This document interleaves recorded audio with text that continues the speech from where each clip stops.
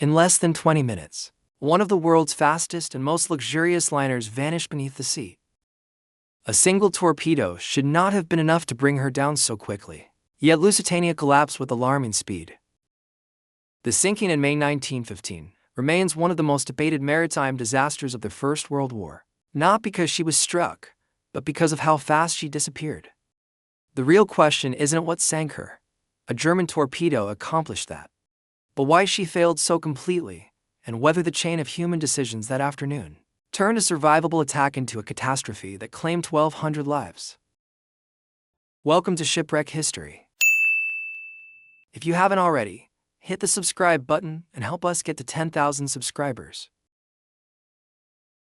By spring of 1915, the Lusitania had become something her designers never intended: a civilian ship operating in a declared war zone. Germany's announcement of unrestricted submarine operations transformed the waters around Britain into a hunting ground where any enemy vessel could be destroyed without warning. The rules of maritime engagement, which had governed naval conflict for centuries, were crumbling under the pressure of new technology. Britain's response to this threat revealed the complex politics surrounding passenger ships in wartime. The Admiralty relied on ships like Lusitania, not only to keep the Atlantic lifeline to America open, but to show confidence. Each voyage signaled that Britain still held control over transatlantic travel. Lord of the Admiralty, Winston Churchill, had publicly declared that submarine attacks on passenger liners were beyond the pale of civilized warfare. Yet privately, Admiralty officials understood that such attacks were not only possible, but probable. The passengers of the Lusitania were assured that her speed made her an impossible target. Cunard Line reinforced this message, with company officials boasting that no submarine could catch their fastest liner. Behind the scenes, British intelligence painted a far grimmer picture. Britain's secret code-breaking operation had been intercepting German naval communications for months. They knew exactly where the subs were operating, how many torpedoes they carried, and often their intended targets.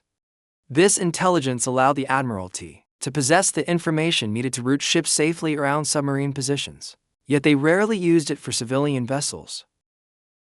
The warnings that did reach the Lusitania came in the form of general advisories, rather than specific intelligence. Captain Turner received messages like, "Submarines active off south coast of Ireland," but nothing about exact position or intentions. This vague approach reflected Britain's broader strategy: keep passenger ships operating to maintain normal commerce, but avoid giving them information so specific that it might compromise intelligence sources. Meanwhile, Germany had made their intentions crystal clear. Advertisements were placed in 50 American newspapers, warning that vessels flying British flags enter the war zone at their own risk. These warnings appeared alongside Cunard's own advertisements for Lusitania sailing, creating a surreal juxtaposition of marketing and menace. By early May 1915, the German submarine U-20 had been at sea for over a week with little success. Subs of that era were limited machines, slow underwater, with crude periscopes, and carrying only a handful of torpedoes. Passenger liners like Lusitania were difficult targets. Too fast to chase and dangerous to engage, most U-boat commanders preferred slower merchant ships, but striking a major liner carried enormous prestige. On the morning of May 7th, U-20 briefly attempted to target HMS Juno, an old cruiser zigzagging at high speed. The attack failed, and Juno disappeared over the horizon. What the submarine crew didn't know was that Juno had originally been assigned as Lusitania's escort, only to be recalled at the last minute. The Admiralty believed older cruisers were more vulnerable to attack than the fast liners they were meant to protect. That decision left Lusitania sailing alone through waters where a submarine was known to be hunting. Had Juno remained on station, her presence might have deterred an attack altogether, or at least forced it from far greater distance. By 2:10 p.m., Lusitania appeared in U-20's periscope, a large ship holding steady course with no escort in sight. Captain Turner had reduced speed to time his arrival with Liverpool's tides, a standard peacetime practice that made the liner easier to target. He had zigzagged at points during the crossing, but stopped as he neared land, interpreting Admiralty guidance to mean it was only necessary after a submarine had actually been sighted. Later investigation revealed Turner had never been sent the updated orders about continuous zigzagging. That gap in communication left Lusitania holding a predictable course, and at 2:10 p.m., the waiting submarine fired its torpedoes, striking the forward cargo holds, where small arms ammunition was stored alongside passenger luggage. The initial explosion tore a massive hole in the ship's side, but witnesses described the sound as surprisingly muffled. What followed was far more devastating. Within seconds, a second explosion erupted from deep within the ship.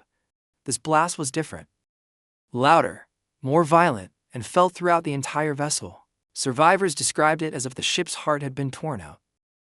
Modern analysis suggests the secondary explosion resulted from multiple factors working together catastrophically.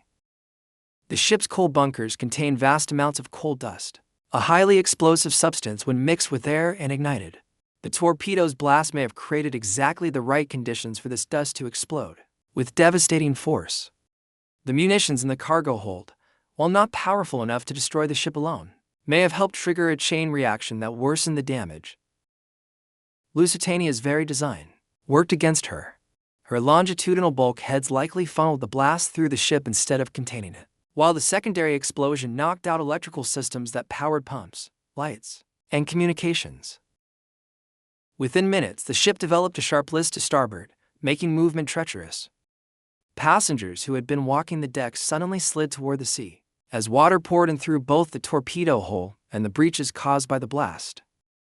Only 18 minutes after the torpedo impact, Lusitania's bow had struck the seabed, while the stern was still above water. Many of the lifeboats were smashed or swamped, and as the ship slipped under, whirlpools pulled swimmers and boats down before releasing them back to the surface, as the vessel disappeared beneath them.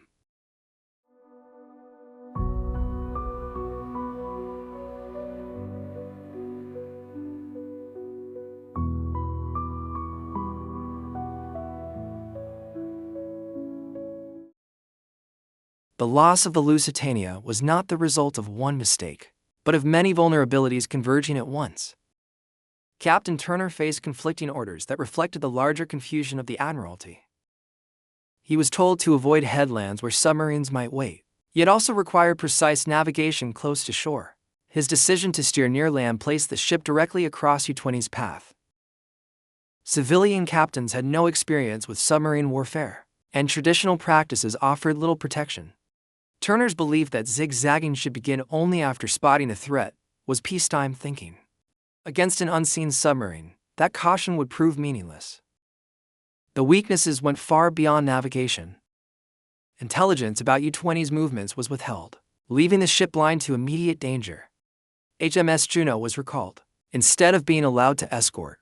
Even though submarine commanders typically avoided attacking protected vessels, Lusitania's crew, hastily assembled in wartime, lacked training for a mass emergency. Her narrow passageways turned evacuation into chaos, while overcrowding slowed every step. The most decisive factor was the secondary explosion. Lusitania's watertight compartments should have kept her afloat longer, as they did for many other torpedoed ships around that time. Instead, the internal blast shattered those defenses and brought her down in only 18 minutes. No passenger liner of her era could have survived that chain of events. So, could Lusitania have been saved? An escort would have deterred U-20 or forced it into a less certain attack. Consistent zigzagging would have made her a harder target. Better crew training and stricter cargo policies would have reduced risks. None of these measures alone could guarantee survival, but together they might have kept her afloat long enough for rescue. Her loss was not simply fate. It was the failure to adapt to a new kind of war, where the old assumptions about civilian immunity no longer held.